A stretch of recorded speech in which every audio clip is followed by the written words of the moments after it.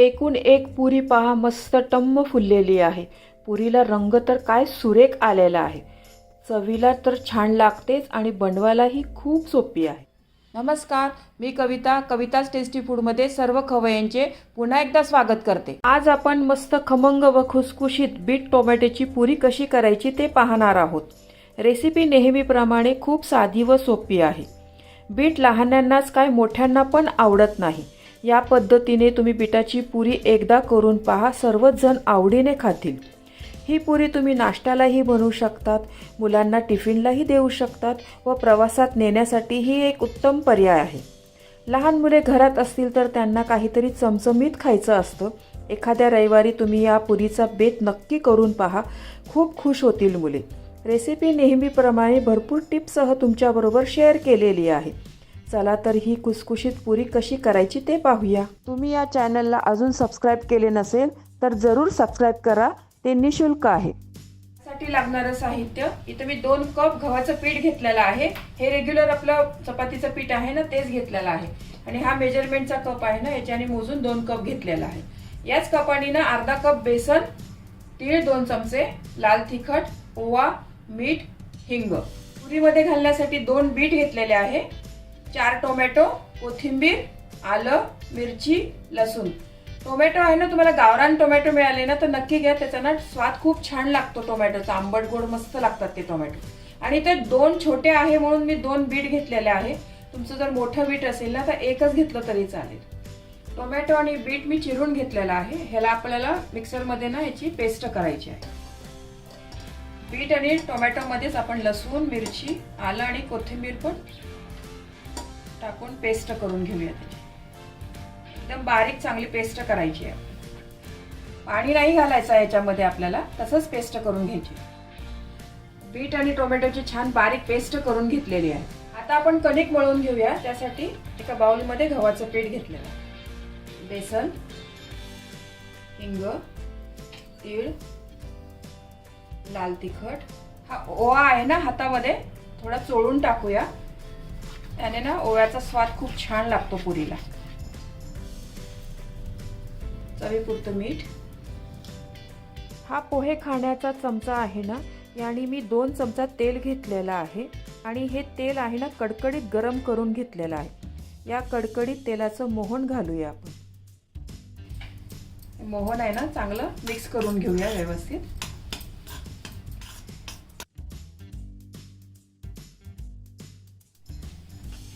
हे तेल आहे ना व्यवस्थित पिठामध्ये चोळून घेऊया.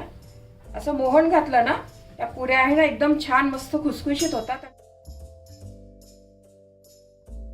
थोडी बारीक चिरलेली कोथिंबीर ती पण मिक्स करून घेते या पिठामध्ये. आणि टोमॅटो आणि बीटची पेस्ट आहे ना, त्याच्यातच आपल्याला कणिक मळून घ्यायची आहे. वरनं पाणी नाही घालायचं आहे याच्यामध्ये. इथे मी 2 कप गव्हाचं पीठ घेतलेलं आहे ना, थोडंसं लागलं तर परत आपण वरनं घेऊ शकतो. या पिठामध्ये ही पेस्ट आहे ना, ही पेस्ट घालून घे. यामध्ये माझी धने जिऱ्याची पावडर सांगायची राहिली होती, ती मी आता यामध्ये टाकून घेते. पिठाचा ना आपण एक घट्ट गोळा मळून घेऊया. जसं आपण पुरीसाठी मळतो ना तसा घट्ट गोळा मळायचा आहे आपल्याला. हे पीठ बघा मी मळून घेतलेलं आहे. पीठ आपला जरा पातळ आहे. याच्यामध्ये ना थोडं गव्हाचं पीठ मी अजून घालते. शेवटी मी सांगणार आहे की एकूण किती पीठ लागलं मला. आपल्याला घट्ट पुरीसारखा आपण पुरीला करतो की नाही तसं हे पीठ मळून घ्यायचं आहे.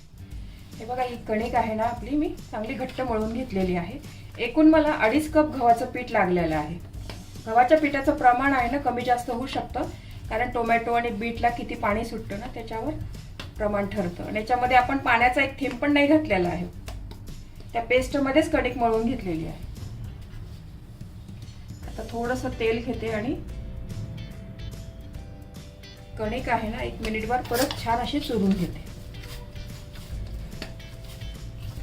ही कणिक आहे ना व्यवस्थित मळून घेतलेली आहे. एक 10 ते 15 मिनिटांना आपण रेस्ट करायला ठेवूया. 15 मिनिटं झालेले आहे. पीठ बघा आपले छान मुरलं आहे. आता याच्या आपण आता पुऱ्या करून घेऊया.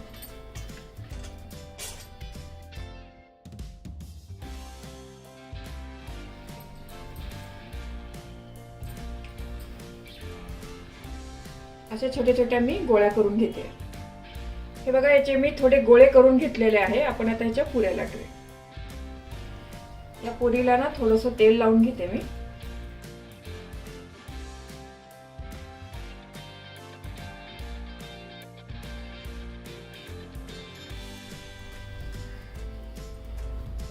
दुसरी पुरी पण अशीच लाटून दाखवते.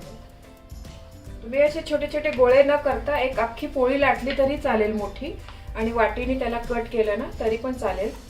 त्या पण पुऱ्या छान एकसारख्या होतात बघा. दुसरी पण लाटून झालेली आहे. याच पद्धतीने ना मी थोड्या 10-12 पुऱ्या लाटून घेते. हे बघा, इथे मी थोड्या पुऱ्या लाटून घेतलेल्या आहे आणि गॅसवर ना तेल गरम करायला पण ठेवले. तेल चांगलं गरम झालेलं आहे. पुरी टाकते मी तेलामध्ये. आता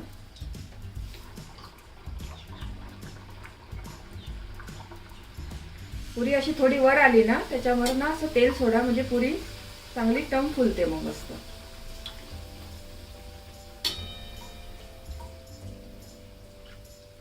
छान फुगली आहे बघा पुरी. आणि आपण दुसऱ्या बाजूने पण तशीच तळून घेऊया. पुरी तळताना ना तुम्ही जास्त वेळ उलटपालट नका करू, त्याच्यामुळे पण पुऱ्या ना तेलकट होतात. एका बाजूने एकदा करून घ्या आणि दुसऱ्या बाजूने दुसऱ्यांदा. ही पण यामधली ना खूप महत्वाची टीप आहे. या पुऱ्या आहे ना चवीला खूप म्हणजे खूपच छान लागतात. याच्यामध्ये आपण बीट आणि टोमॅटो घातलेला आहे ना, टोमॅटोमुळे थोड्याशा आंबूस लागतात आणि बीटामुळे ना थोड्याशा गोड लागतात. त्यामुळे या पुऱ्या आहे ना चवीला खूप छान लागतात. आणि बनवायला किती सोप्या आहे बघा, घरच्या बेसिक साहित्यांपासूनच बनवलेल्या आहे.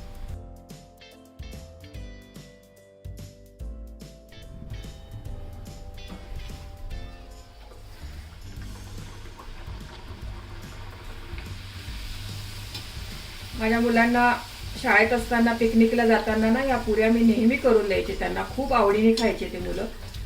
आणि याच्याबरोबर दुसरं काही नाही दिलं तरीही चालेल, नुसतं या पुऱ्याच किंवा लोणचं दिलं तरी छान लागतात, किंवा कोरड्या अशा नुसत्या खायला पण खूप छान लागतात. या पुऱ्या तुम्ही प्रवासासाठी नेऊ शकतात. 2 ते 3 दिवस चांगल्या राहतात, खराब होत नाही या पुऱ्या. सकाळच्या नाश्त्यासाठी पण बनवू शकतात. सुट्टीच्या दिवशी काहीतरी बनवावं म्हणून मुलांचा हट्ट असतो ना, एखाद्या दिवशी अशा पुऱ्यांचा पण बेत बनवा तुम्ही. आणि हेल्दी आहे या पुऱ्या. बीट तसे मुलं खात नाही. अशा पुऱ्या वगैरे करून दिल्या ना तर त्यांच्या पोटात पण बीट जाईल आणि आई लोकांना पण समाधान की मुलांनी काहीतरी हेल्दी खाल्लं म्हणून. याआधी पण मी आपल्या चॅनलवर बऱ्याच पुऱ्यांच्या रेसिपी पण टाकलेल्या आहे. मुगाच्या डाळीची पुरी टाकलेली आहे, वाटाण्याची पुरी आहे. त्याच्या पण रेसिपी नक्की बघा तुम्ही. खूप छान आहे, हेल्दी रेसिपी आहे त्या पण. त्यांची लिंक आहे ना डिस्क्रिप्शन बॉक्स मध्ये दिलेली आहे बघा. एकूण एक पुरी मस्त टम फुलते आहे बघा आपली.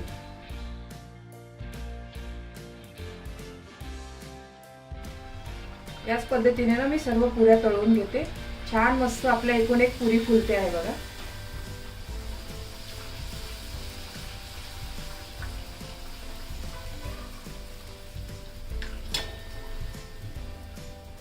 या पुऱ्या आहे ना तुम्ही मीडियम ते फुल गॅसवरच तळा, बारीक गॅसवर नका तळू. बारीक गॅसवर तळल्याने तेलकट होतात मग पुऱ्या. पुऱ्या चवीला खूपच छान झालेल्या आहे.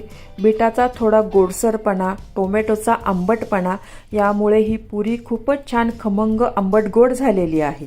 ही पुरी ना तुम्ही मिरचीच्या लोणच्या बरोबर किंवा सॉस बरोबरही खाऊ शकतात. या मिरचीच्या लोणच्याची रेसिपी ना आपल्या चॅनलवर मी आधीच अपलोड केलेली आहे. नक्की बघा, त्याची रेसिपी खूप छान आहे लोणचं चवीला. तुम्हाला ही रेसिपी आवडली असेल तर तुमच्या मित्रमैत्रिणी आणि नातेवाईकांबरोबर शेअर करा. व्हिडिओला लाईक करा व चॅनलला सबस्क्राईब करा. रेसिपीला कमेंट्स करा. तुमच्या कमेंट्स वाचायला मला फार आवडतात. तुमच्या लाईक्स आणि कमेंट्समुळे माझा उत्साह वाढतो आणि नवनवीन व्हिडिओ बनवण्यासाठी प्रोत्साहन मिळते. त्याचबरोबर तुम्ही मला फेसबुक, इंस्टाग्राम आणि पिनइंटरेस्टवर देखील फॉलो करू शकतात. त्यांची लिंक डिस्क्रिप्शन बॉक्समध्ये दिलेली आहे. तुम्ही ही रेसिपी कोणत्या गावातून पाहताय तेही सांगा. तर पुन्हा भेटूया एका नवीन रेसिपीसह. तोपर्यंत मस्त खा, काळजी घ्या. धन्यवाद.